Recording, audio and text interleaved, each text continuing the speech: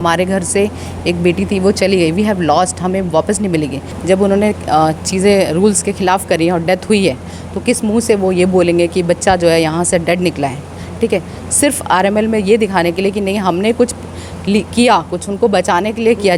Rao institute से की ये बहुत बड़ी लापरवाही है। बेसमेंट में कभी भी लाइब्रेरी बनाने की परमिशन नहीं होती। वो धीरे धीरे करके न्यूज़ आने लगी कि पहले एक बच्चे की डेथ हुई, उसको बाहर निकाला गया, फिर थोड़ी 10 मिनट बाद दूसरे की हुई, फिर तीसरे की हुई। तो मेरे हस्बैंड ने उनका एडमिशन कराया था राव इंस्टीट्यूट में।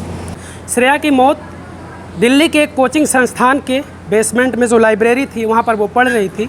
उस दौरान वहाँ पर पानी भरने से श्रेया की मौत हो जाती है। श्रेया के घर पर हम हैं, श्रेया के परिवार के बीच है।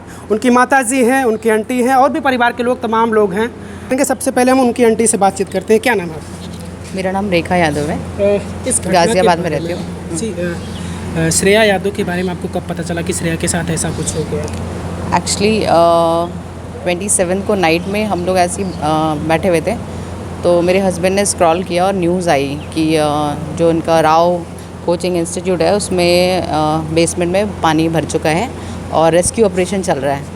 और धीरे धीरे करके न्यूज़ आने लगी कि पहले एक बच्चे की डेथ हुई, उसको बाहर निकाला गया, फिर थोड़ी 10 मिनट बाद दूसरे की हुई, फिर तीसरे की हुई। तो मेरे हस्बैंड ने उनका एडमिशन कराया था राव इंस्टीट्यूट में। तो फिर उन्होंने पता किया कि आखिर है क्या। उन्होंने फ़ोन मिलाया, श्रेया को फ़ोन मिलाया, फ़ोन लगा नहीं। उसके बाद उन्होंने क्या किया कि वो गाड़ी लेके खुद ही चले गए, क्योंकि जहाँ पे पीजी में वो रहती थी तो उन्होंने ही दिलाई थी।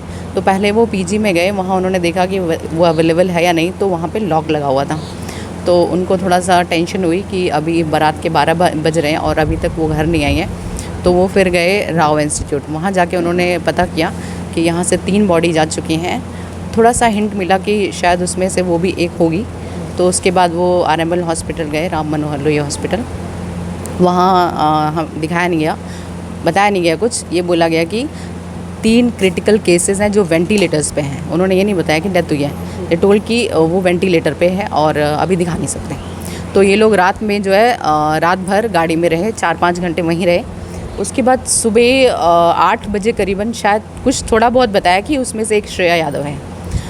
तो ऐसे ऐसे चलता रहा। फिर करीब 11 बजे पोस्टमार्टम हुआ और फिर हमें डेड बॉडी 2:30 पे मिली है और हम यहाँ पे आ गए। तो ये चीज़ें छुपाने की कोशिश की उनके द्वारा की जा रही थी, कुछ बताया नहीं जा रहा था। हो सकता है ट्रीटमेंट पता नहीं पहले डेथ हुई थी या डेथ बाद में हुई हो, ट्रीटमेंट के बाद हुई हो, ऐसा कुछ? ट्रीटमेंट के बाद डेथ नहीं हुई है। आप लोगों को भी पता है कि सिस्टम क्या है। ठीक है, राव इंस्टीट्यूट से की ये बहुत बड़ी लापरवाही है। बेसमेंट में कभी भी लाइब्रेरी बनाने की परमिशन नहीं होती, वो जस्ट एक स्टोरेज होता है। जब उन्होंने चीज़ें रूल्स के ख़िलाफ़ करी हैं और डेथ हुई है, तो किस मुंह से वो ये बोलेंगे कि बच्चा जो है यहाँ से डेड निकला है। ठीक है, सिर्फ आरएमएल में ये दिखाने के लिए कि नहीं हमने कुछ किया, कुछ उनको बचाने के लिए किया, जस्ट ये बताने के लिए उन्होंने ये चीज़ रिवील नहीं करी कि जो है वो उसके साथ कुछ मेडिकल वो नहीं किया गया। उसको ये नहीं बताया गया कि वो डेड आई है, ये छिपाने के लिए। आप वहीं पर रहती थी गाज़ियाबाद में और आपने बताया कि आपके हस्बैंड वहाँ पर एडमिशन कराते हैं। तो क्या जो बेसमेंट में लाइब्रेरी बनी हुई थी, क्या स्थिति थी? लोग बताते हैं कि जो डोर था वो फेस लॉक लगा हुआ था या फिंगर लॉक था, उसके बाद ही लोग वहाँ से बाहर निकल सकते थे, ऐसा कुछ था क्या वो? एक्चुअली मैं पर्सनली खुद नहीं गई हूँ उस इंस्टीट्यूट में, तो मेरे हस्बैंड इस बारे में ज़्यादा बता पाएंगे। लेकिन हाँ, आप लोगों से खबरों से ही सुन रही हूँ कि बायोमेट्रिक लॉक था, तो इस बारे में मुझे ज़्यादा जानकारी नहीं है। आखिरी बार बात करनी थी आपसे से? आखिरी बार मेरी तो नहीं, मेरे हस्बैंड की बात हुई थी 26 को ही हुई थी बात, और 27 में ये सब हो गया। उनकी माताजी हैं, उनकी माताजी से भी बातचीत कर लेते हैं। हालांकि उनकी ये आंटी थी और ये बता रहे हैं कि इनके हस्बैंड ही वहाँ पर एडमिशन करवाते हैं ले जाकर। लेकिन अब साफ तौर से इनका कहना है कि वो जो भी चीज़ें हुई हैं, जो घटना का पूरा जिम्मेदार वो कोचिंग संस्थान ही है। क्योंकि इस तरीके की अगर बेसमेंट में आप इस तरीके का अपना लाइब्रेरी बना रहे हैं तो वो सारी चीज़ें वहाँ पर सुविधाएँ इस तरीके की होनी चाहिए कि अगर कोई अचानक ऐसी कोई स्थिति बनती है तो लोग वहाँ से किस तरीके से अपने आप को बचा सकें। लेकिन फिर भी देखिए कि अब लापरवाही तो पूरी तरीके से मानी जा रही है। हालाँकि देखिए अब उस कोचिंग संस्थान के ऊपर क्या कुछ कार्रवाई होती है। उनकी माताजी, हम इनसे थोड़ा सा बातचीत करते हैं। माताजी, हमका ये बतावा कब थोड़ी बिटिया बात भरी श्रेया से? आखिरी बार कब बतियले रहो? एक दिन पहले बतियले रहो? हाँ। अच्छा, इस चीज़ के बारे में कब पता चला तो का? 12 बजे रात का। 12 बजे रात के? कैसे कोई फ़ोन उनके लिए रहा क्यों? उनके अंकल जी। का बतौने अंकल जी? अंकल जी पूछन की बात भाई थी श्रेया से, तो हम लोग कहे नहीं। अच्छा, श्रेया कब से दिल्ली रहत रही? कितना दिन से?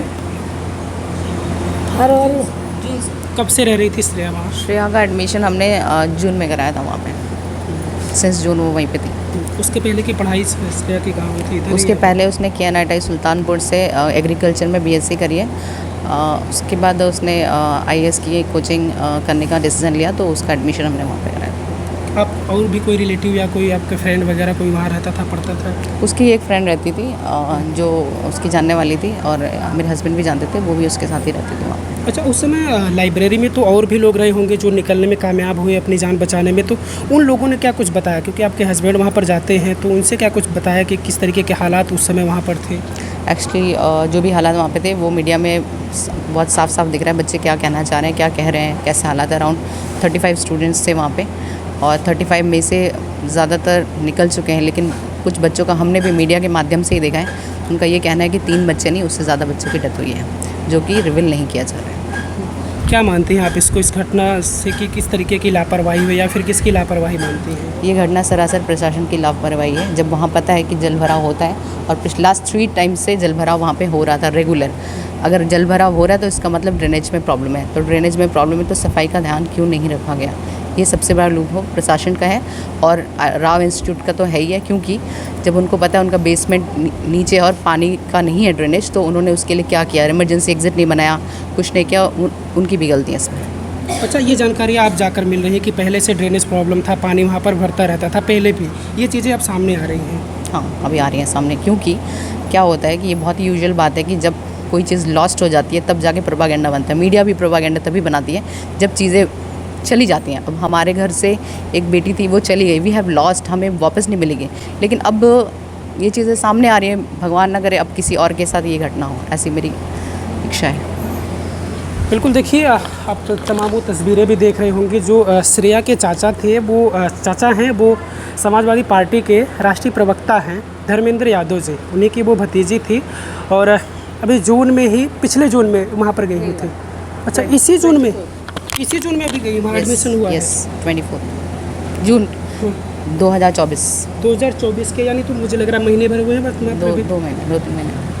देखिए, अभी कितना वक्त हुआ था श्रेया को वहाँ गए हुए। श्रेया तो वहाँ बैठकर बड़े सपने सजो रही थी कि हम एक दिन यहीं से पढ़कर IAS बनेंगे, अपने गांव का, अपने परिवार का, अपने ज़िले का नाम रोशन करेंगे।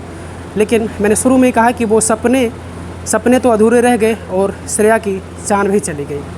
परिवार के लोग, उनकी आंटी, हमने उनसे बातचीत किया, हालांकि साफ तौर से ये कह रही हैं कि वो जो भी है वो पूरी तरीके से कोचिंग संस्थान की लापरवाही है, क्योंकि इसके पहले भी वहाँ पर इस तरीके की समस्याएं आती थी, ड्रेनेज प्रॉब्लम था, वहाँ पर पानी भर आता था, लेकिन इस तरीके की समस्या का उन्होंने समाधान नहीं किया। और ये भी एक चीज़ें ये भी सामने आ रही है कि जो उस रूम से, उस लाइब्रेरी के रूम से बाहर निकलने के लिए फेस लॉक या जो चीज़ें थी वो शायद इस तरीके का था कि जब तक आप फिंगर नहीं लगाएंगे या फेस नहीं दिखाएंगे तब तक वो दरवाज़ा ओपन नहीं होगा।